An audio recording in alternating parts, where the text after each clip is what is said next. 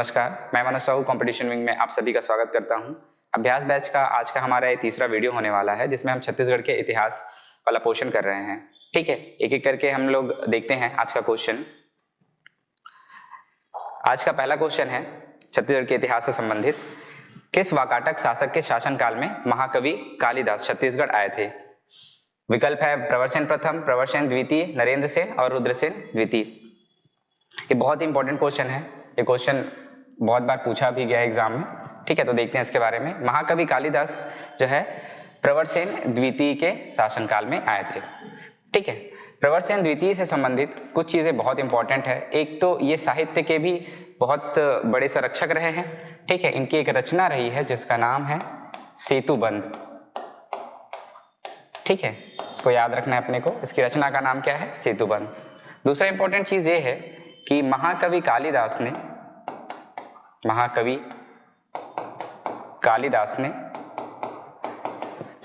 रामगढ़ की पहाड़ी में, रामगढ़ कहाँ है? सरगुजा में। रामगढ़ की पहाड़ी में जो कि सरगुजा में है, यहाँ पर मेघदूत की रचना की थी। मेघदूत की रचना की थी। ठीक है, और महाकवि कालिदास ने रामगढ़ की पहाड़ी की सुंदरता के देखते हुए इसे स्वर्ग का द्वार भी कहा है। ठीक है, स्वर्ग का द्वार किसे कहा है? रामगढ़ की पहाड़ी को। किसने कहा है? महाकवि कालिदास जी ने। तो ये हमें प्रवरसेन द्वितीय के बारे में याद रखना है। ठीक है, बहुत ही इंपॉर्टेंट है। इसके अलावा हम लोग देख लेते हैं कुछ चीजें वाकाटक वंश को लेकर। ठीक है, वाकाटक वंश का जो संस्थापक रहे हैं वो रहे हैं, अगर हम लोग ओवरऑल देखें तो इनका जो मूल राज्य था वो नागपुर क्षेत्र में था। तो इनका संस्थापक विंध्य शक्ति को माना जाता है। किसको? विंध्य शक्ति को। ठीक है, राजधानी क्या था इनका? राजधानी था नंदीवर्धन। नंदीवर्धन। ठीक है, ये याद रखना हमें। और छत्तीसगढ़ में अगर पूछा जाता है छत्तीसगढ़ में संस्थापक कौन है, तो ये हमें याद रखना है प्रवरसेन प्रथम। प्रवरसेन प्रथम को। ठीक है, ये दो चीजें हमें यहां से वाकाटक वंश से याद रखना है। इसी प्रकार रुद्रसेन द्वितीय में हमें एक महत्वपूर्ण चीज है जो हमें याद रखना चाहिए, वो है इनका विवाह जो हुआ था चंद्रगुप्त की पुत्री, चंद्रगुप्त द्वितीय की पुत्री से इनका विवाह हुआ था। ठीक है, गुप्त शासक रहे हैं चंद्रगुप्त द्वितीय। इनकी पुत्री का नाम है प्रभावती। इससे विवाह हुआ था। किसका? रुद्रसेन द्वितीय का। ठीक है, तो ये तीन ऑप्शन में हम लोग इतनी सारी चीजें यहां से याद रख सकते हैं। ठीक है, बढ़ते हैं अगले क्वेश्चन में। अगला क्वेश्चन है महाशिवगुप्त बालार्जुन के संबंध में असत्य कथन है। ठीक है, एक कथन असत्य है जिसको हमें पहचानना है। ठीक है, पहला कथन लिखा हुआ है इसका शासनकाल छत्तीसगढ़ का स्वर्णकाल माना जाता है। दूसरा कथन है इसके शासनकाल में 639 ईस्वी में पेनसोंग ने छत्तीसगढ़ की यात्रा की थी। सिरपुर से इनके 27 ताम्रपत्र प्राप्त हुए हैं और इन्होंने सिरपुर में गंधेश्वर महादेव मंदिर का निर्माण करवाया है। यहाँ पे एक भी कथन गलत नहीं है, यहाँ पे पूरे कथन सही है। ठीक है, ये पूरे कथन सही हैं। इसमें हमें क्या याद रखना है? महाशिवगुप्त बालार्जुन से संबंधित बहुत सारे क्वेश्चन आते हैं। ठीक है, सबसे इंपॉर्टेंट चीज एक एक करके हम लोग देखते हैं महाशिवगुप्त बालार्जुन के बारे में। महाशिवगुप्त बालार्जुन, एक तो यहाँ पे आपको बाल अर्जुन दिख रहा होगा। बाल अर्जुन इनकी उपाधि थी। क्यों? क्योंकि ये धनुर्विद्या में काफी निपुण थे, इसलिए इनको उपाधि दी गई थी बाल अर्जुन की। इनका जो शासनकाल था, शासनकाल वो था 595 से 655 ईस्वी तक। ठीक है, लगभग 60 वर्ष तक इन्होंने शासन किया। दूसरा इंपॉर्टेंट चीज, इनके शासनकाल को छत्तीसगढ़ का स्वर्णकाल कहा जाता है। ये तो दिया हुआ है, ये पता चल गया। पेनसोंग ने छत्तीसगढ़ की यात्रा किया था, ये बहुत इंपॉर्टेंट है। कब किया था? 639 में। इसके अलावा पेनसोंग से संबंधित दो चीजें और है। पेनसोंग की एक रचना है, पेनसोंग की रचना जिसका नाम क्या है? CU की। ठीक है, CU की नामक रचना है पेनसोंग की। उसमें इन्होंने छत्तीसगढ़ का उल्लेख किया है कियासलो के नाम से। कियासलो के नाम से। ठीक है, ये हमें याद रखना है। यहाँ पे सीयू की जो रचना किसकी है, ह्वेनसांग की है, जहाँ पे छत्तीसगढ़ का उल्लेख कियासलो के नाम से किया है। ठीक है, इसके अलावा 27 ताम्रपत्र, ये भी महत्वपूर्ण है। ये कहाँ से मिले हैं, सिरपुर से मिले हैं, और गंधेश्वर महादेव का मंदिर इन्होंने बनवाया है। इसका अगर निर्माण कार्य देखें हम लोग, निर्माण कार्य, तो सबसे पहला है सिरपुर में बौद्ध विहार का निर्माण करवाया है। सिरपुर में बौद्ध विहार का निर्माण, बौद्ध विहार का निर्माण करवाया है। इन्होंने सभी धर्मों को संरक्षण दिया था, बौद्ध धर्म को भी संरक्षण दिया था, जैन धर्म को भी संरक्षण दिया था, और हिंदू धर्म को भी संरक्षण दिया था। ठीक है, शैव और वैष्णव, वैष्णव धर्म से संबंधित इन्होंने जो इनकी माता के द्वारा बनाया गया था लक्ष्मण मंदिर, रानी वासाटा के द्वारा, ठीक है, उनको पूर्ण करवाया है। ठीक है, पिछले वीडियो में एक मिस्टेक हुआ था, उसको आप लोग करेक्ट कर लीजिएगा।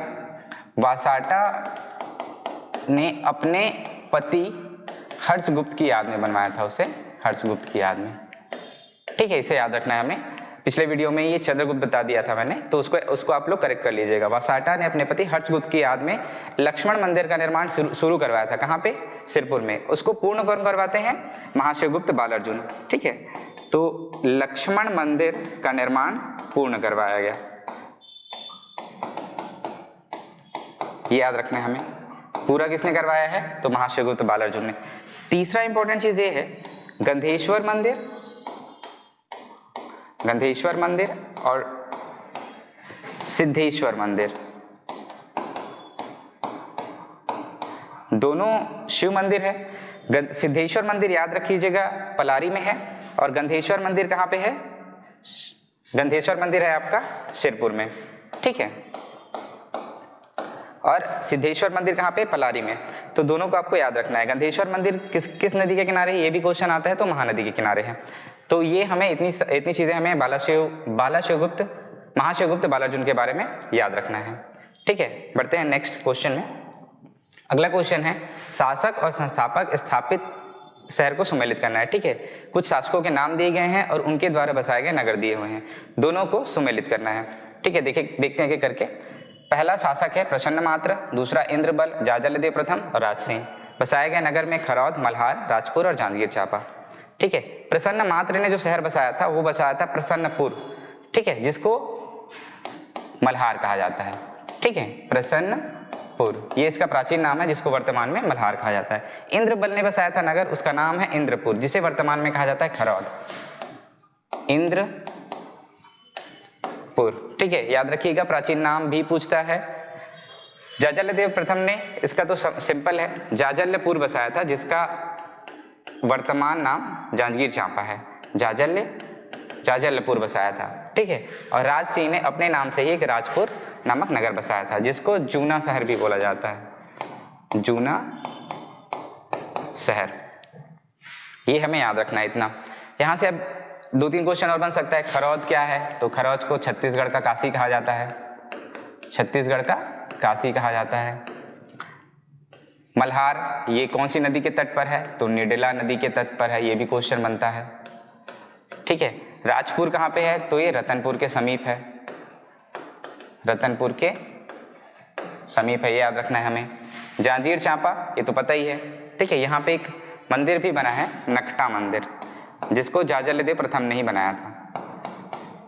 ठीक है, तो इसको हम लोग मिला सकते हैं। प्रसन्न मात्र का मल्हार आएगा, 1 का बी, 2 का खरौद आ जाएगा ए, 3 का डी, जाजलदेव प्रथम का डी, जांजगीर चांपा, और 4 का सी, राजपुर। ठीक है, तो इसका बी ऑप्शन जो है करेक्ट हो जाएगा। तो नेक्स्ट अगले क्वेश्चन की तरफ बढ़ते हैं। अगला क्वेश्चन है हमारा, कलचुरी निर्मित प्रमुख स्थापत्यों में से एक नकटा मंदिर किस देवी या देवता की मूर्ति है। नकटा मंदिर में किस देवी या देवता की मूर्ति है, तो ये है विष्णु जी की मूर्ति, यहाँ पे याद रखना है हमें। बनवाया किसने था नकटा मंदिर को, इसे बनाया था जाजल्यदेव प्रथम ने, जाजल्यदेव प्रथम ने। ठीक है, याद रखना है। कहाँ पे है ये, जांजगीर चांपा में है, जांजगीर चांपा में है, ये भी याद रखना है हमें। 2 चीजें यहाँ से याद रखनी है। नकटा मंदिर में क्या है, विष्णु भगवान की प्रतिमा है, दूसरा बनवाया कौन है, जाजलदेव प्रथम ने बनवाया है, जो कि जांजगीर चांपा में स्थित है। तो नकटा मंदिर में ये चीजें हमें याद रखनी है। बढ़ते हैं अगले क्वेश्चन की तरफ। अन्नम देव ने काकतीय वंश की नींव किस वर्ष रखी। ठीक है, कभी कभी आजकल के पेपर में देखा गया है कि डायरेक्ट ईयर को भी पूछा जा रहा है, ठीक है, सन को भी पूछा जा रहा है, तो ऐसे क्वेश्चन फ्रेम हो रहे हैं आजकल। तो देख लेते हैं इसका आंसर क्या होगा। 1334 AD, 1234 AD, 1424 AD, 1324 AD। इसकी थोड़ी सी हिस्ट्री बता देता हूं मैं, अन्नम देव ने कैसे अपने राज्य की नींव डाली, ठीक है। 1324 में इसका आंसर 1324 होगा, इसको याद रख लीजिएगा, 1324 ईस्वी। बस्तर क्षेत्र में काकतीय राजवंश के पहले छिंदक नागवंशियों का शासन हुआ करता था, ठीक है। तो छिंदक नागवंशी शासक थे एक, छिंदक नागवंशी शासक, ठीक है, जिसका नाम क्या था, हरिश्चंद्र, हरिश्चंद्र, ठीक है। इसको पराजित करके अन्नम देव ने सन 1324 में काकतीय वंश की नींव डाली थी, ठीक है। कहां पे, बस्तर क्षेत्र में। तो ये हमें याद रखना है। यहाँ पे सबसे इंपॉर्टेंट नाम आता है अन्नम देव का, ठीक है, जो कौन थे, काकतीय वंश के संस्थापक थे, ये याद रखना है हमें, काकतीय वंश के संस्थापक थे, ठीक है। दूसरा इंपॉर्टेंट चीज ये है कि इन्होंने जो राजधानी बनाया था अपना, वो बनाया था मंधोता को, ठीक है। और ये मूलतः कहाँ के थे, मूलतः थे इन लोग वारंगल के, ठीक है, ये भी क्वेश्चन आता है। संस्थापक कौन है, अन्नम देव है, राजधानी किसको बनाया है, मंधोता को। और इन्होंने एक मंदिर निर्माण करवाया था, ये पता ही होगा आप लोगों को, मां दंतेश्वरी का मंदिर, ठीक है। मां दंतेश्वरी का मंदिर कहाँ पे बनवाया था, तो दंतेवाड़ा के ताराला ग्राम में, ठीक है। ये गांव का नाम याद रखिएगा आप लोग, ताराला ग्राम, ठीक है। कहाँ पे है ये, दंतेवाड़ा में, तो ये हमें याद रखना है। दंतेश्वरी मंदिर का निर्माण किसने करवाया, अन्नम देव ने करवाया है। कहाँ पे करवाया है, ताराला ग्राम, दंतेवाड़ा में, ठीक है। बढ़ते हैं अगले क्वेश्चन की तरफ। बस्तर स्टेट पीपुल्स कांग्रेस 1945 की स्थापना किसके द्वारा किया गया था। ऑप्शन है आपके पास, ठाकुर प्यारेलाल, जयनारायण पांडे, विनायक सखाराम दांडेकर, मदनलाल बागड़ी, ठीक है। बस्तर स्टेट पीपुल्स कांग्रेस की स्थापना एक्चुअल में करवाया किसने था, ठाकुर प्यारेलाल ने किया था, ठीक है। बाकी सब इसके सदस्य रहे हैं और सचिव रहे हैं। इसको याद रखना है आप लोगों को कि ठाकुर प्यारेलाल ने इसको बनाया भी था और इसकी अध्यक्षता भी किए थे, ठीक है। तो अगर पूछेगा इसका अध्यक्ष कौन था करके पूछेगा, तो भी हमें किसका नाम याद रखना है, ठाकुर प्यारेलाल जी का नाम याद रखना है। जयनारायण पांडे के बारे में एक चीज याद रखना है कि ये सचिव थे इसके, ठीक है, क्या थे, सचिव थे। और विनायक सखाराम दांडेकर जी, मदनलाल बागड़ी जी, ये दोनों सदस्य थे, ठीक है, बस्तर स्टेट पीपुल्स कांग्रेस के, ठीक है। जिसकी स्थापना कब हुई थी भी पूछा जा सकता है, तो 1945 में हुआ था, ठीक है। अगला क्वेश्चन है, ब्रिटिश शासन के अधीन बस्तर के प्रथम राजा कौन थे। बहुत ही अच्छा क्वेश्चन है ये, ठीक है। इसको जनरली लोग गलत भी कर देते हैं, भूपदेव, भोपाल देव, भैरम देव और राजपाल देव। इसका थोड़ा सा मैं पहले इंट्रोडक्शन बता देता हूं कि बस्तर के ब्रिटिश शासन के अधीन बस्तर के प्रथम राजा कौन थे। होता क्या है, छत्तीसगढ़ में मराठा शासन चल रहा होता है एक तरफ, और एक तरफ बस्तर में आपका चल रहा होता है काकतीय राजवंश, ठीक है। 13 मार्च 1854, ये डेट बहुत ही इंपॉर्टेंट है, इसको भूलना ही नहीं है। 13 मार्च 1854 को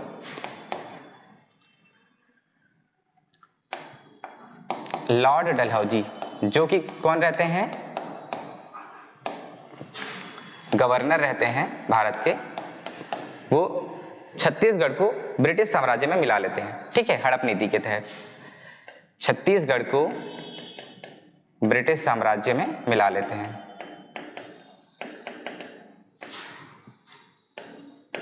छत्तीसगढ़ का ब्रिटिश साम्राज्य में विलय किसने किया, तो लॉर्ड डलहौजी ने किया। कब किया, 13 मार्च 1854 को। तो 13 मार्च 1854 को छत्तीसगढ़ का ब्रिटिश साम्राज्य में विलय होने से बस्तर क्षेत्र भी ब्रिटिश साम्राज्य के अधीन चला गया। और 1854 में शासक रहते हैं बस्तर में भैरम देव, ठीक है। 1853 से लेकर 1891 ईस्वी तक इसका शासन चलता है, ठीक है। कौन से वंश के शासक थे, तो काकतीय वंश के शासक थे। 1853 से लेकर 1891 ईस्वी तक इनका शासन चलता है बस्तर क्षेत्र में। तो इसीलिए इसको ब्रिटिश शासन के अधीन बस्तर के प्रथम राजा माने जाते हैं ये, ठीक है। इससे संबंधित कुछ क्वेश्चन है जो आ सकते हैं भैरम देव से संबंधित। एक तो इंपॉर्टेंट चीज ये है कि ब्रिटिश शासन के अधीन रहे हैं ये, दूसरा इंपॉर्टेंट चीज अगर देखें भैरम देव के टाइम पे, तो भैरम देव के टाइम पे 3 जनजातीय विद्रोह हुआ है, 3 जनजातीय विद्रोह हुआ है। कौन कौन सा हुआ है? लिंगागिरी, ठीक है, दूसरा हुआ है कोई विद्रोह, और तीसरा हुआ है विद्रोह, कोई विद्रोह दूसरा, और तीसरा विद्रोह हुआ है मौर्य विद्रोह। ठीक है, लिंगागिरी हुआ था 1856 में, कोई विद्रोह हुआ था 1859 में, और मौर्य विद्रोह हुआ था 1876 में। याद रखना है आप लोगों को, तीनों विद्रोह किसके टाइम पे हुए हैं? भैरम देव के टाइम पे हुए हैं। ठीक है, लिंगागिरी 1856 1857 की क्रांति के समय होता है, इसीलिए इसको छत्तीसगढ़ का महान मुक्ति संग्राम भी कहा जाता है। ठीक है, कोई विद्रोह साल वृक्ष को बचाने के लिए किया गया था, इसीलिए वन रक्षा हेतु महत्वपूर्ण विद्रोह माना जाता है। ठीक है, तो इस प्रकार से तीनों विद्रोह का हमें याद रखना है। किसके शासनकाल में हुआ है? भैरम देव के शासनकाल में हुआ है। ये प्रश्न आएगा ही, इस टाइप का क्वेश्चन बनता ही है। दूसरा इंपॉर्टेंट चीज ये था कि भैरम देव के शासनकाल में 1856 में, ठीक है, 1856 में चार्ल्स एलियट कौन है ये पता है हम लोगों को? छत्तीसगढ़ के प्रथम डिप्टी कमिश्नर रहे हैं ये। इनका प्रथम बार बस्तर आगमन होता है, प्रथम बार बस्तर आगमन कब होता है? 1856 में। तो ये भी हमें याद रखना है, किसके शासनकाल में? भैरम देव के शासनकाल में। ठीक है, तो इतना हमें भैरम देव से संबंधित जानकारी याद रखनी है। पढ़ते हैं अगले क्वेश्चन में। अगला क्वेश्चन है असत्य कथन की पहचान करना है। प्रफुल्ल कुमारी बस्तर की प्रथम महिला शासिका थी। रानी चौरिस ने अपने पति और ब्रिटिश सरकार के खिलाफ विद्रोह किया था। घाटीपूनी स्त्रियों के क्रय विक्रय से संबंधित प्रथा थी। ठीक है, और अजमेर सिंह को सेंट ऑफ जेरूसलम की उपाधि दिया गया था। इसमें तीनों कथन बिल्कुल सही हैं और चौथा कथन गलत है। क्यों गलत है? ध्यान से पढ़ेंगे आप इसमें। तो नाम क्या लिखा है? अजमेर सिंह का नाम लिखा है सेंट ऑफ जेरूसलम में, जबकि सेंट ऑफ जेरूसलम की उपाधि मिली थी रुद्र प्रताप देव को, रुद्र प्रताप देव को। ठीक है, किसको मिली थी? रुद्र प्रताप देव को। तो ये हमें याद रखना है। अजमेर सिंह को जो उपाधि मिली थी वो था क्रांति का मसीहा, कहा जाता था इसे, क्रांति का मसीहा। ठीक है, तो ये हमें यहाँ से ये चीजें याद रखनी है। थोड़ा सा देख लेते हैं प्रफुल्ल कुमारी देवी के बारे में। प्रफुल्ल कुमारी देवी से संबंधित कुछ क्वेश्चन आते हैं। ठीक है, तो कुछ बेसिक चीजें हैं जो मैं आप लोगों को यहाँ पे बता देता हूँ प्रफुल्ल कुमारी देवी के बारे में। प्रफुल्ल कुमारी देवी, ठीक है, प्रफुल्ल कुमारी देवी एक तो पहले ही पता चल गया होगा कि छत्तीसगढ़ की प्रथम महिला शासिका के रूप में देखा जाता है। ठीक है, इनका जो टाइम पीरियड था 1921 से लेकर 1936 तक था। सभी चीजें याद रखनी है क्योंकि हर चीजें पूछा जाता है इसका। इनका जो राज्याभिषेक हुआ था, राज्याभिषेक वो हुआ था मात्र 12 वर्ष की अवस्था में। ठीक है, याद रखिएगा, सभी क्वेश्चन बने हुए हैं। ठीक है, दूसरा इंपॉर्टेंट चीज ये है इनका विवाह होता है किससे? सन 1927 में होता है विवाह प्रफुल्ल चंद्र भंजदेव के साथ। ठीक है, जो मयूरभंज के थे, मयूरभंज उड़ीसा। ठीक है, यहाँ के थे, तो इसको याद रखना है हमें। प्रफुल्ल चंद्र भंजदेव कहाँ के थे? मयूरभंज के थे, जो कि उड़ीसा क्षेत्र में आता है। विवाह हुआ था 1927 में, किसके साथ? प्रफुल्ल कुमारी देवी के साथ। इनकी मृत्यु हो जाती है 1936 में। एक बीमारी रहता है जिसका नाम रहता है अपेंडिसाइटिस। बीमारी का नाम क्या है? अपेंडिसाइटिस बीमारी, अपेंडिसाइटिस नामक बीमारी। कहाँ पे होती है इनकी मृत्यु? तो लंदन में होती है, यह भी हमें याद रखना है। ठीक है, लंदन में होती है। तो प्रफुल्ल कुमारी देवी के बारे में इतनी चीजें याद रखनी है। इनका उल्लेख हुआ है एक पत्रिका में जिसका नाम है द इंडियन वुमेनहुड। ठीक है, पत्रिका का क्या नाम है? The Indian womanhood. इस पत्रिका में प्रफुल्ल कुमारी देवी का उल्लेख हुआ है। तो प्रफुल्ल कुमारी देवी के बारे में इतनी चीजें याद रखनी है। दूसरा नाम लिखा हुआ है यहाँ पे रानी चोरिस के बारे में। रानी चोरिस के बारे में देख लेते हैं थोड़ा सा। रानी चोरिस, इसके बारे में पेपर में आता है, इसका वास्तविक नाम पूछा जाता है। वास्तविक नाम क्या था? वास्तविक नाम क्या था इनका? जुगराज कुंवर। ठीक है, थी कौन ये थी पत्नी थी, ये किसकी पत्नी थी? भैरम देव की। भैरम देव की पत्नी थी। तो ये याद रखना है हमें रानी चोरिस के बारे में। दूसरा इंपॉर्टेंट चीज ये है कि इन्होंने अपने पति भैरम देव और ब्रिटिश शासन के खिलाफ विद्रोह किया था। विद्रोह का डेट पूछा जाता है पेपर में इसका, कब किया था? तो 1878 से 86 के बीच में। लगभग 8 वर्षों का विद्रोह था। अपने पति के खिलाफ ही करती है और ब्रिटिश शासन के खिलाफ करती है। तो ये हमें याद रखना है, विद्रोह पूछा जाता है पेपर में। घैटी पोनी स्त्रियों के क्रय विक्रय से संबंधित एक प्रथा थी। ठीक है, देख लेते हैं इसके बारे में। घैटी पोनी था क्या? घैटी पोनी का अर्थ होता है कुटुंब की बहाली। कुटुंब की बहाली, ये याद रखना है हमें। घैटी पोनी का उल्लेख किसने किया है? तो एक ब्रिटिश अधिकारी थे जिसका नाम था चैपमैन। ठीक है, चैपमैन ने 1898 में अपनी एक रिपोर्ट में घैटी पोनी नामक प्रथा के बारे में बताया है कि रुद्र प्रताप देव के राज्यकाल में घैटी पोनी नामक एक प्रथा होती थी, जिसका अर्थ होता था स्त्रियों का क्रय विक्रय से संबंधित होता था। यहाँ पर 4 जातियां थी जिनकी स्त्रियों को राजा जो है बेच सकता था। वो कौन सी जातियां थी? धोबी, कलार, पनरा और सुंडा। ठीक है, धोबी, कलार, पनरा और सुंडा, ये 4 जातियां थी जिसकी स्त्रियों को, इस जाति की स्त्रियों को जो शासक है वो बेच सकता था। तो ये हमें घैटी पोनी के बारे में याद रखना है। स्त्री के क्रय विक्रय से संबंधित एक प्रथा थी। बढ़ते हैं नेक्स्ट वीडियो की तरफ। शौल्किक शब्द किस अधिकारी के लिए है? ये कलचुरी कालीन में लगाया जाने वाला कर होता है। ठीक है, अधिकारी जो अधिकारी था उससे संबंधित क्वेश्चन है ये। कलचुरी काल में कुछ अधिकारी रहे हैं, उनके विभाग रहे हैं, इससे भी क्वेश्चन आते हैं। तो देख लेते हैं शौल्किक शब्द किस अधिकारी के लिए प्रयोग करते थे। शौल्किक जो शब्द है वो कर वसूलने वाले अधिकारी के लिए प्रयोग किया जाता था। नगर प्रमुख, इसके लिए जो शब्द प्रयोग करते थे वो करते थे पूर्व प्रधान। ठीक है, क्या शब्द प्रयोग करते थे? पूर्व प्रधान। ग्राम प्रमुख के लिए ग्राम कुट, और कर वसूलने के लिए तो शौल्किक हो गया। ठीक है, इसी प्रकार यातायात अधिकारी के लिए ग्रामागमिक नामक अधिकारी होता था। इससे संबंधित कुछ क्वेश्चन आते हैं, देख लेते हैं कुछ प्रमुख अधिकारियों के नाम और उसके विभाग। ठीक है, महामंत्री कौन होता था? ये सर्वप्रमुख अधिकारी होता था जो राजा का सलाहकार हुआ करता था। ठीक है, याद रखना है। महाध्यक्ष कौन होता था? ये सचिवालय का प्रमुख हुआ करता था।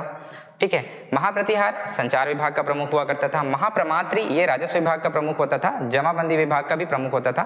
ठीक है, इसको राजस्व विभाग भी याद रखिएगा, राजस्व विभाग का प्रमुख होता था महाप्रमात्री। ठीक है, शौल्किक कौन होता था? कर संग्रहण अधिकारी। अभी क्वेश्चन देखिए। पूर्व प्रधान नगर का प्रमुख अधिकारी, ग्रामकुट ग्राम का प्रमुख अधिकारी। महासंधि विग्रहक विदेश विभाग का प्रमुख अधिकारी होता था। महापुरोहित, नाम में ही पुरोहित है। ठीक है, धार्मिक विभाग का प्रमुख अधिकारी होता था। महाकोटवाल दुर्ग या किले की रक्षा करने वाला अधिकारी होता था। और ग्रामागमिक ये यातायात का प्रबंध करने वाला अधिकारी था। ठीक है, तो इस ऐसे टाइप के क्वेश्चन भी फ्रेम होते हैं। अधिकारियों के नाम या तो वो सही जोड़ी में मिलाने के लिए दे देगा या तो फिर डायरेक्ट क्वेश्चन फ्रेम करेगा। ठीक है, अगला क्वेश्चन है लोहंडी गुणा तरंगिणी नामक रचना किसकी है? बहुत ही फेमस रचना है ये। प्रवीर चंद भंजदेव, सोमेश्वर देव, गोपाल मिश्र और माखन मिश्र, 4 ऑप्शन है। इसका जो सही उत्तर है वो प्रवीर चंद भंजदेव है। ठीक है, लोहंडी गुणा तरंगिणी, ये आप दिख रहे हो इमेज, ये है प्रवीर चंद भंजदेव। इन्होंने जनजातियों के उत्थान के लिए काफी कार्य किया है, इसलिए इनको जनजाति कल्याण में याद भी किया जाता है। थोड़ा सा देख लेते हैं प्रवीर चंद भंजदेव के बारे में। जो क्वेश्चन आता है, प्रवीर चंद्र भंजदेव, ठीक है, इनका जो शासनकाल था 1936 से 1966 तक था। ठीक है, सबसे महत्वपूर्ण चीज ये है इनके बारे में, 2 रचनाएं लिखी हैं इन्होंने।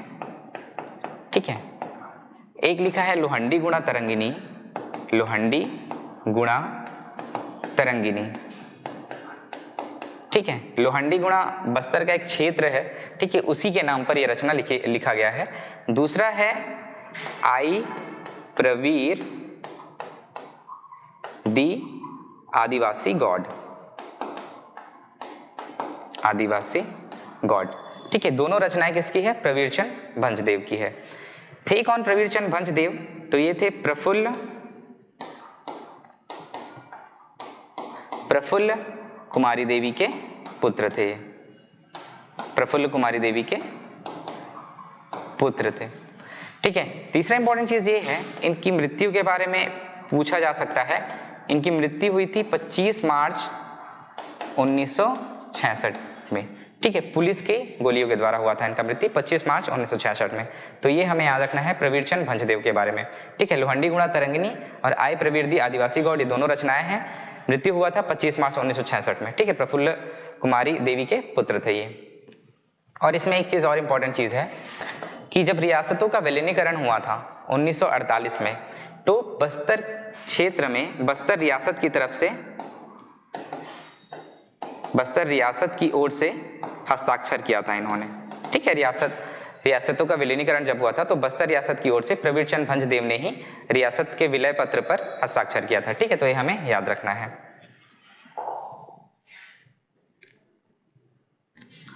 अगला क्वेश्चन है, मामा भांजा मंदिर किसके द्वारा निर्मित करवाया गया था?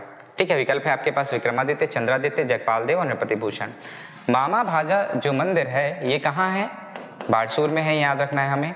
ठीक है, किसने बनवाया है? तो छिंदक नागवंशी शासक ने बनवाया है, छिंदक नागवंशी राजा द्वारा निर्मित है। अब पूछा जाएगा यहाँ पे राजा कौन था? तो राजा का नाम था जगदेव भूषण धारावर्ष। क्या नाम था? जगदेव भूषण धारावर्ष। ठीक है, ये हमें याद रखना है। इनके टाइम पे एक महामंडलेश्वर हुआ करते थे, महामंडलेश्वर, महामंडलेश्वर। ठीक है, जिसका नाम क्या था? चंद्रादित्य।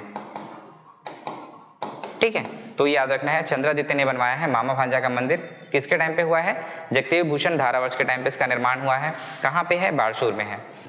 ठीक है, चंद्रादित्य। इसके अलावा चंद्रादित्य ने चंद्रदिद्धेश्वर तालाब का भी निर्माण करवाया था बारसूर में, वो याद रखना है हमें। छिंदक नागवंश से रिलेटेड कुछ क्वेश्चन और है।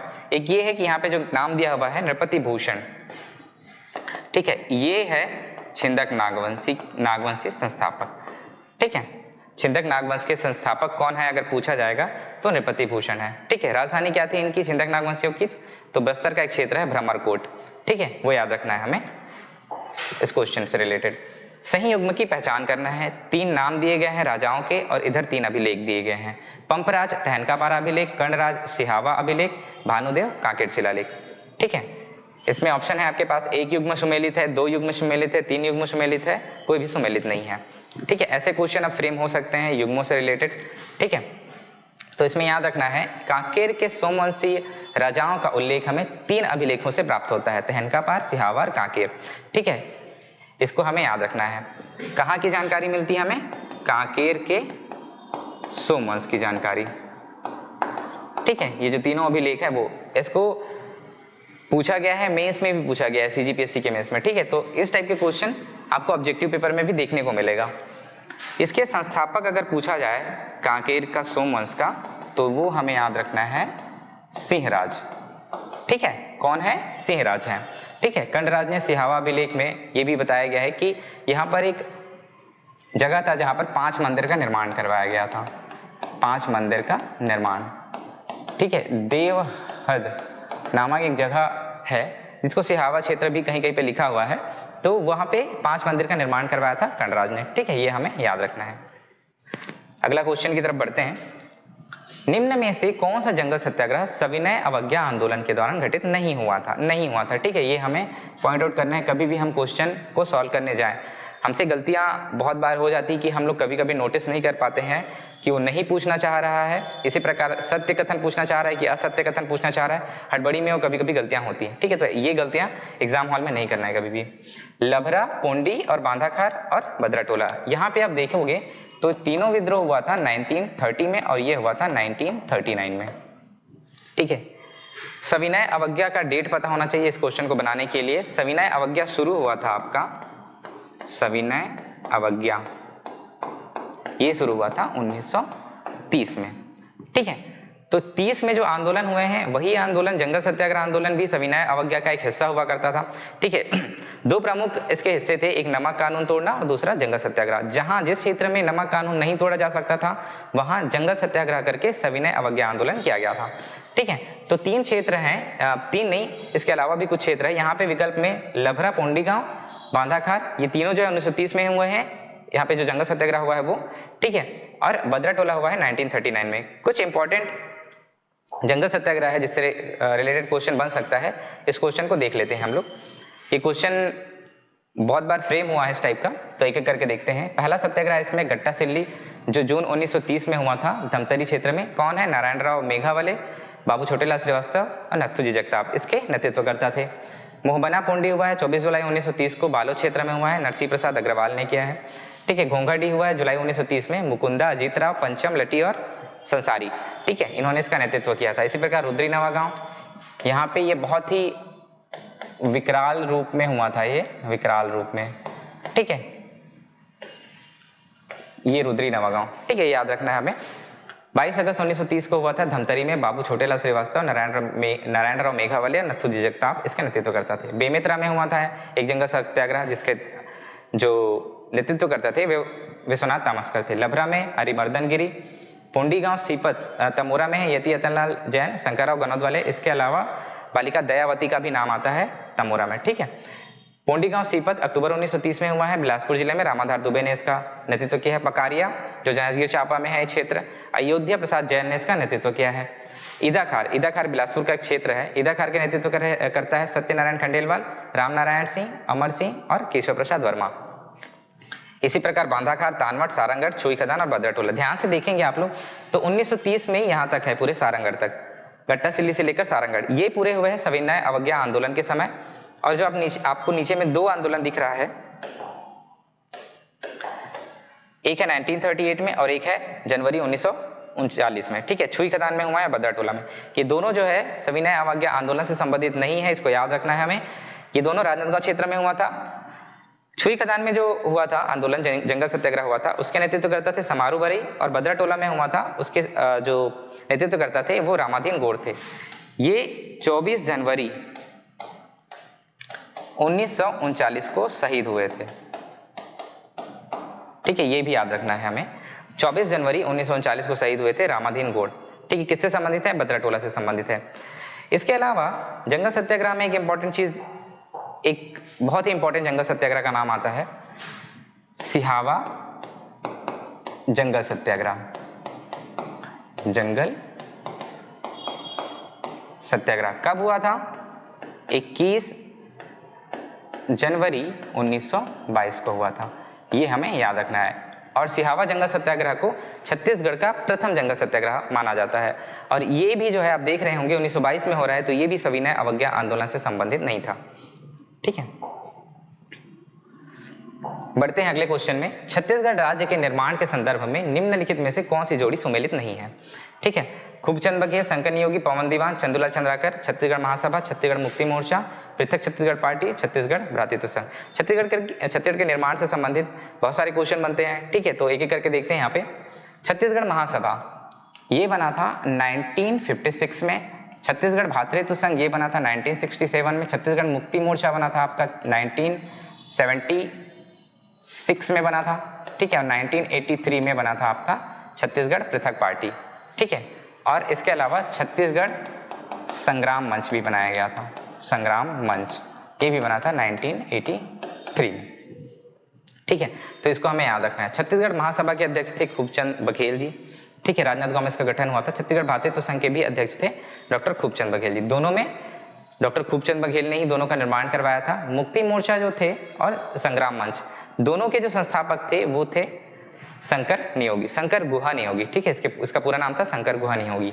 ठीक है, पृथक छत्तीसगढ़ पार्टी जो 1983 में बना था, इसके संस्थापक थे पवन दीवान। ठीक है, तो ये हमें याद रखना है। इसके अलावा छत्तीसगढ़ के निर्माण से संबंधित 2-3 चीजें और हैं। यहाँ पर एक नाम आ रहा होगा चंदूलाल चंद्राकर का नाम। ठीक है, ये जुड़े थे सर्वदलीय मंच से संबंधित थे। ये सर्वदलीय मंच का स्थापना हुआ था, उससे जुड़े थे चंदूलाल चंद्राकर जी। इनका भी नाम छत्तीसगढ़ के निर्माण में प्रमुखता से लिया जाता है। ठीक है, तो ये कुछ संस्थाएं बनी थी छत्तीसगढ़ के निर्माण से संबंधित। इसके अलावा छत्तीसगढ़ सुधी संघ, ये भी याद रखना है आपको। ये बुद्धिजीवियों का एक संघ हुआ करता था, इसका निर्माण हुआ था 1925 में। ठीक है, 1994 में एक अशासकीय संकल्प प्रस्तुत किया गया था, अशासकीय संकल्प। ठीक है, किसने पेश किया था? तो गोपाल राव परमार ने। ये भी याद रखना है हमें, ये भी संबंधित है छत्तीसगढ़ के निर्माण से। और 1994 में ही एक शासकीय संकल्प भी पेश किया गया था रविंद्र चौबे द्वारा, जो पास हुआ था। ठीक है, तो ये इतनी चीजें हैं जो हमें यहाँ से याद रखनी चाहिए। अगला क्वेश्चन है, सुवरमार जमींदारी के किस जिले में के अंतर्गत आता है? ठीक है, गरियाबंद, महासमुंद, धमतरी, बलौदाबाजार। छत्तीसगढ़ में रियासतों की संख्या कितनी थी? रियासतों की संख्या थी 14 और जमींदारी थे हमारे यहाँ कुल 27। ठीक है, ये याद रखना है हमें। तो उसमें से एक जमींदारी था सुवरमार, जो कि कौन से जिले में था? महासमुंद जिले में था। ठीक है, इसका दूसरा नाम अगर पूछा गया तो इसका दूसरा नाम कोमा खान है। ठीक है, क्या है? कोमा खान। सुवरमार का दूसरा नाम कोमा खान है, जो कि महासमुंद जिले से संबंधित है। अगला क्वेश्चन है, council of action of Chhattisgarh states के अध्यक्ष कौन थे? छत्तीसगढ़ में रियासतों के विलीनीकरण के समय इसका गठन हुआ था। इसका निर्माण किया था ठाकुर प्यारेलाल ने छत्तीसगढ़ में, और इसके सचिव थे जयनारायण पांडे जी। ठीक है, ठाकुर प्यारेलाल इनके संस्थापक थे। ठीक है, अर्थात इसको बनाने वाले थे इस संस्था को, और जयनारायण पांडे जी जो थे वो इनके सदस्य थे। तो ये हमें याद रखना है council of action of Chhattisgarh states के बारे में। छत्तीसगढ़ में जो 14 रियासत थे उनका पूर्ण रूप से विलीनीकरण हुआ था। विलीनीकरण ये हुआ था 1 जनवरी 1948 को। ये डेट भूलना नहीं है आपको। रियासतों का विलीनीकरण कभी भी पूछा जाएगा पेपर में, तो 1 जनवरी 1948 को छत्तीसगढ़ के रियासतों का विलीनीकरण हुआ था। सबसे महत्वपूर्ण योगदान था ठाकुर प्यारेलाल जी का। ठीक है, और जयनारायण पांडे जी का, इसमें याद रखना है। और भारत के अगर लेवल पे पूछा जाएगा तो सरदार वल्लभ भाई पटेल थे, जिन्होंने लगभग 550 से ऊपर रियासतों का छत्तीसगढ़ में विलीनीकरण, छत्तीसगढ़ में विलय करवाया था। उसके साथ में उसके सहयोगी थे वीपी मेनन जी। ठीक है, अगला क्वेश्चन है, निम्नलिखित में से कौन सी जोड़ी सुमेलित नहीं है? राजनांदगांव रानी जयंती, कोरिया भानु प्रताप सिंह, रायगढ़ ललित कुमार सिंह, कवर्धा नरेश चंद्र। इसमें एक तरफ दिया हुआ है रियासत के नाम, दूसरी तरफ दिया है कि उस पर हस्ताक्षर करने वाला हस्ताक्षरकर्ता कौन थे। ठीक है, इसमें देखते हैं कौन सा कथन गलत है, कौन सा जोड़ी सुमेलित नहीं है। राजनांदगांव रानी जयंती बिल्कुल सही है। ठीक है, इस समय जो राजा हुआ करते थे राजनांदगांव रियासत के, वो अल्पवयस्क थे। ठीक है, तो उनके जगह पे रानी जयंती ने हस्ताक्षर किया था। कोरिया में भानु प्रताप दिया हुआ, ये बिल्कुल गलत है। ठीक है, और रायगढ़ में ललित कुमार सिंह, ये सही है। और कवर्धा में भी जो दिया हुआ है नरेश चंद्र, एक गलत है। ठीक है, धर्म राज थे यहाँ पे। ठीक है, जो हस्ताक्षर करता थे। और कोरिया के जो थे रामानुज प्रताप सिंहदेव थे। रामानुज प्रताप सिंहदेव जी थे। ठीक है, सिंहदेव कोरिया क्षेत्र में थे, पहले भी रहे हैं। ठीक है, तो यहाँ पे याद रखना है। कुछ रियासतों को देख लेते हैं। 14 रियासत जिसमें हस्ताक्षरकर्ता कौन कौन थे, इससे रिलेटेड अगर क्वेश्चन आता है तो राजनांदगांव में याद रखना है आप लोगों को रानी जयंती देवी थी। रायगढ़ में याद रखना है ललित कुमार सिंह थे। सारंगगढ़ में नरेश चंद्र सिंह। बस्तर क्षेत्र में प्रवीर चंद भंजदेव, इसको पहले ही बताया मैं बस। और कांकेर में भानु प्रताप सिंहदेव है। कांकेर में एक क्षेत्र है भानु प्रतापपुर, वो भी इन्हीं के नाम पर है। ठीक है, भानु प्रताप सिंहदेव। खैरागढ़ में राजा वीरेंद्र बहादुर सिंह। छुईखदान में ऋतुपर्ण किशोर दास। कवर्धा की अगर बात करें तो धर्मराज सिंह। कोरिया में रामानुज प्रताप सिंहदेव। उदयपुर में चंद्रचूड़ प्रताप सिंहदेव। और शक्ति जिले में लीलाधर सिंहदेव। सरगुजा में रामानुज शरण सिंहदेव। चांग बखार में कृष्ण प्रताप सिंह। जसपुर में टीसीआर मेनन। ठीक है, तो इसको याद रखना आपने को। यहाँ पे सिंहदेव नाम के 3 राजा मिल जाएंगे आपको। ठीक है, कोरिया में है, उदयपुर में है और सरगुजा में है। कोरिया में जो है रामानुज प्रताप सिंहदेव है और सरगुजा में रामानुज शरण। ठीक है, तो सरगुजा को शरण से याद कर लीजिएगा, दोनों को लिंक करके तो याद हो जाएगा। ठीक है, चांग बखार में कृष्ण प्रताप सिंह। जसपुर में टीसीआर मेनन। ठीक है, इस समय जो राजा रहते हैं वो रहते हैं विजय भूषण जी जसपुर के। ठीक है, उसकी तरफ से इन्होंने हस्ताक्षर किया था। तो ये हमें याद रखना है। इस टाइप के क्वेश्चन बिल्कुल बनते हैं, फ्रेम होते हैं। अगला क्वेश्चन है, संविधान निर्मात्री सभा में रियासतों के प्रतिनिधि के रूप में चुने गए थे। संविधान सभा जब गठन हुआ था हमारे यहाँ भारत में, तो छत्तीसगढ़ के क्षेत्र से कुल छह लोगों का चयन हुआ था संविधान निर्मात्री सभा में। एक थे रियासत की तरफ से, रियासतों का प्रतिनिधित्व किए थे, दूसरा जो ब्रिटिश प्रांत थे उनका प्रतिनिधित्व करने वाले थे। ठीक है, तो एक एक करके देखते हैं। सरगुजा में रघुनाथ सिंह, दीवान रघुराज सिंह लिखा हुआ है। रायगढ़ में जो ऑप्शन है वो है पंडित किशोरी मोहन त्रिपाठी। कांकेर में राम प्रसाद पोटाई। शक्ति में वीरेंद्र बहादुर। तो शक्ति में वीरेंद्र बहादुर नाम का कोई नहीं था। 3 जो रियासत दिए हुए थे वहीं से 3 रियासत से ही चुने गए थे। ठीक है, प्रतिनिधि, ये तीनों के नाम बिल्कुल सही हैं। इसके अलावा ब्रिटिश प्रांत में अगर देखें हम लोग, ब्रिटिश प्रांत की अगर बात करें तो 3 लोग थे, पंडित रविशंकर शुक्ल, ये याद रखना है हमें। दूसरा याद रखना है बैरिस्टर छेदीलाल, और तीसरा याद रखना है हमें घनश्याम सिंह गुप्त।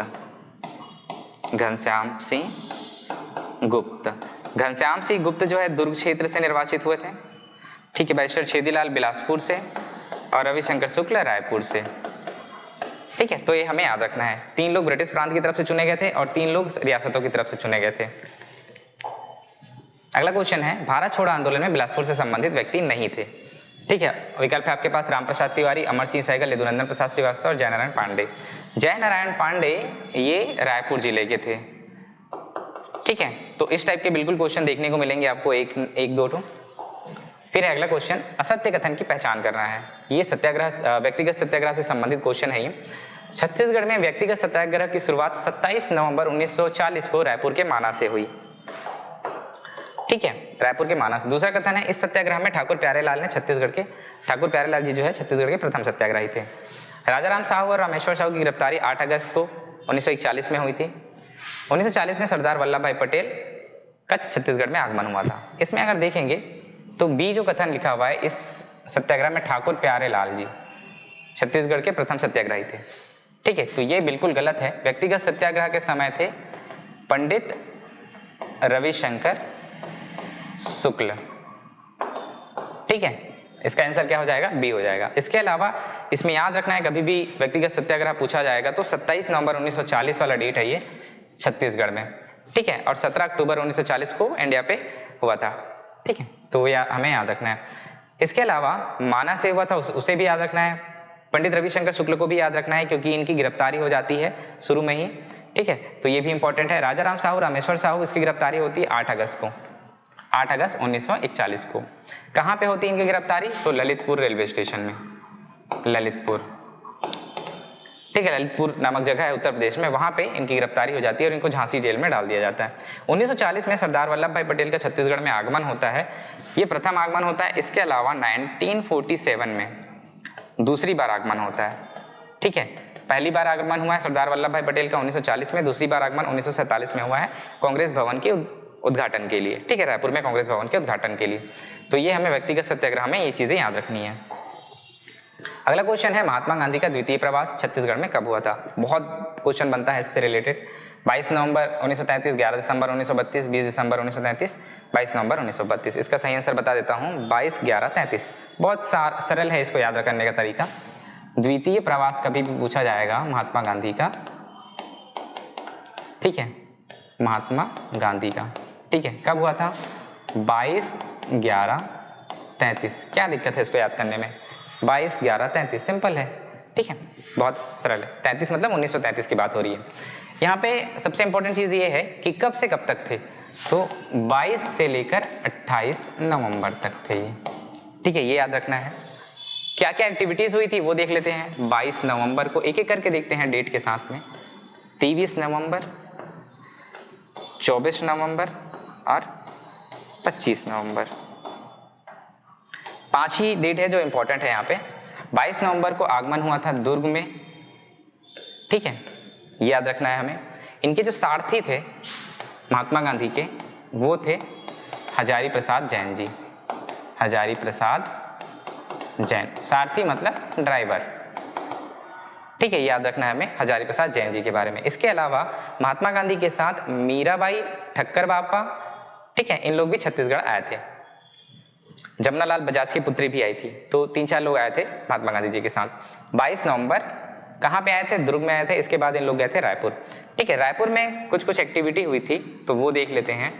तो 23 नवंबर को याद रखना है, विक्टोरिया गार्डन एक जगह है रायपुर में, विक्टोरिया गार्डन। ठीक है, यहाँ पर स्वदेशी का प्रचार किया गया था। सबसे इंपॉर्टेंट चीज़ ये है कि छत्तीसगढ़ का जब महात्मा गांधी जी का छत्तीसगढ़ में जब द्वितीय प्रवास हुआ था तो उसका उद्देश्य क्या था?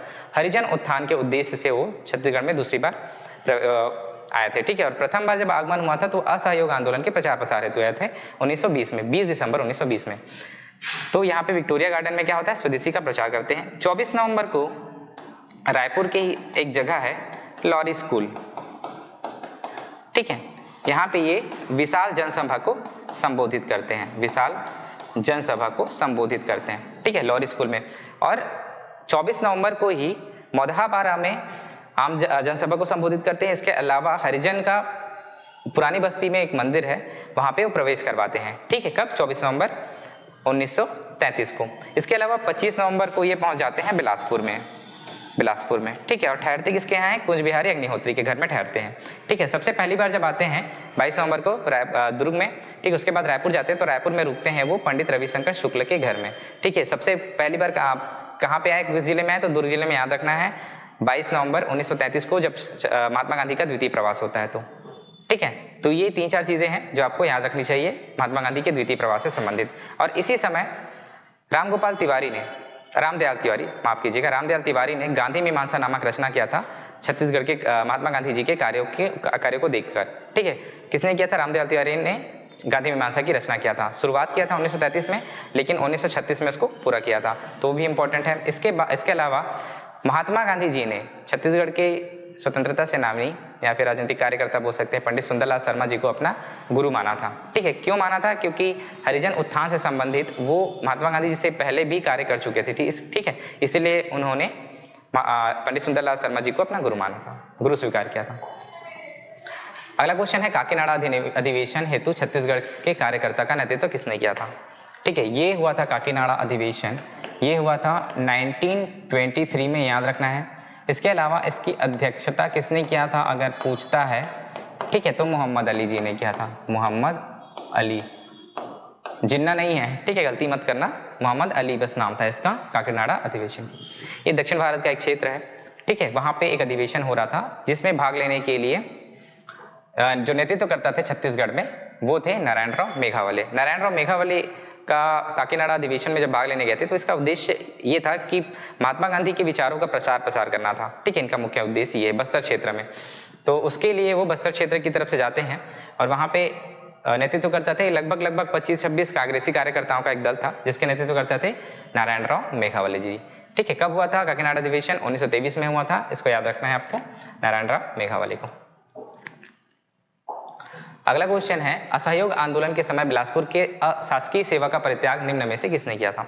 ठीक है, तो आपके पास ऑप्शन है यदुनंदन, किसने नहीं किया था, माफ कीजिएगा, किसने नहीं किया था वो सिलेक्ट करना है। यदुनंदन प्रसाद श्रीवास्तव, लक्ष्मी नारायण वर्मा, सोमेश्वर शुक्ल, फगवा रोहिदास।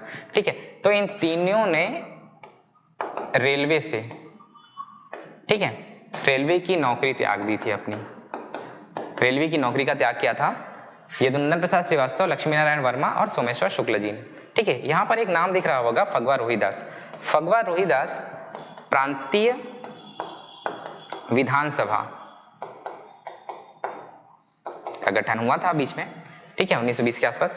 तो उसमें से बलौदा बाजार के लिए चुने गए थे, बलौदा बाजार क्षेत्र से चुने गए थे फगवा रोहिदास जी। इन्होंने प्रांतीय विधानसभा से अपना त्यागपत्र दिया था और धमतरी जिले से चुने गए थे बाजीराव कृदंत। ठीक है, इन दोनों ने प्रांतीय विधानसभा से अपना त्यागपत्र दिया था, तो ये हमें याद रखना है फगवा रोहिदास के बारे में। ठीक है, बाकी यदुनंदन प्रसाद श्रीवास्तव, लक्ष्मी नारायण वर्मा और सोमेश्वर शुक्ल ने क्या किया था? शासकीय नौकरी का परित्याग किया था। अगला क्वेश्चन है, राजनांदगांव में सरस्वती पुस्तकालय की स्थापना कब हुई थी? बहुत इंपॉर्टेंट क्वेश्चन है। सरस्वती से संबंधित दो चीजें हैं, एक सरस्वती पुस्तकालय है और दूसरा सरस्वती पत्रिका है। ठीक है, तो दोनों में डाउट नहीं करना है अपने को, कंफ्यूजन नहीं क्रिएट करना है। सरस्वती पुस्तकालय कभी भी पूछा जाता है तो इसकी स्थापना किया था ठाकुर प्यारेलाल जी ने, प्यारेलाल जी ने। ठीक है, कब किया था? 1909 में। ठीक है, यही क्वेश्चन पूछा गया है, कब किया था? 1909 में किया था। इसके सहयोगी रहे हैं, पुस्तकालय के दो सहयोगी रहे हैं, राजूलाल शर्मा, इसको भी याद रखना है अपने को, और छबीलाल। ठीक है, राजूलाल शर्मा और छबीलाल दो इसके सहयोगी रहे हैं ठाकुर प्यारेलाल के सरस्वती पुस्तकालय की स्थापना से संबंधित। इसके अलावा कभी भी अगर पूछा जाएगा सरस्वती पत्रिका के बारे में, सरस्वती पत्रिका के बारे में कभी भी पूछा गया तो 1900 में ये प्रकाशित हुआ था। ये पत्रिका है और ये पुस्तकालय, दोनों में बहुत डिफरेंस है। ठीक है, इस पत्रिका का संपादन जो किया था वो किया था पदुमलाल पुन्नालाल बख्शी जी ने। ठीक है, कहाँ से संबंधित थे? तो राजनांदगांव जिले से संबंधित थे। ये राजनांदगांव जिले से संबंधित थे, पदुमलाल पुन्नालाल बख्शी जी। तो ये हमें यहाँ से ये चीजें याद रखनी है। दूसरा इंपॉर्टेंट चीज ये है, अगला क्वेश्चन, दस्तूर उल अमल किससे संबंधित है? राजस्व नियमावली, सैन्य टुकड़ी, शिक्षण संस्थान या स्वास्थ्य विभाग? तो ये संबंधित है आपका राजस्व नियमावली से संबंधित है। ठीक है, ये क्वेश्चन पूछा नहीं गया लेकिन पूछा जा सकता है। तो इस प्रकार से छत्तीसगढ़ का इतिहास हम लोग आज खत्म कर रहे हैं। ठीक है, इसके बाद नेक्स्ट वीडियो में हम लोग देखेंगे छत्तीसगढ़ की कला संस्कृति और जनजातियों से संबंधित क्वेश्चन। उसको कोशिश करेंगे हम लोग 2 वीडियो में खत्म करने का। ठीक है, उसके बाद हम लोग देखेंगे जो लास्ट में हाना मुहावरा लोकोक्तियों से संबंधित क्वेश्चन है या फिर साहित्य से संबंधित क्वेश्चन है। ठीक है, तो उससे रिलेटेड कुछ क्वेश्चन देखेंगे जो कि बहुत नए होने वाले हैं। साहित्य और हाना मुहावरे, इससे क्वेश्चन अभी हर एक एग्जाम में पूछे जा रहे हैं। आप अगर देखोगे तो चाहे वो पियोन ही क्यों ना हो, इसके पहले व्यापम के भी जितने एग्जाम हुए हैं तो उससे नए क्वेश्चन जरूर फ्रेम हो रहे हैं, तो वो हम लोग लास्ट में उसको करेंगे। ठीक है, जितने भी क्वेश्चन हम लोग यहाँ पे कर रहे हैं, आशा करता हूँ कि उसको अच्छे से आप लोग पढ़ रहे होगे और एक नोट्स वगैरह बना के पढ़ रहे होगे। ये एक क्विक रिविजन सीरीज है। ठीक है, इसमें आप लोगों को रिवाइज करना है जितना भी आप पढ़े हो, क्योंकि एग्जाम बहुत ज़्यादा टाइम नहीं बचा है अभी एग्जाम में, 6 नवंबर को एग्जाम होने हैं। ठीक है, तो अच्छे से पढ़िए।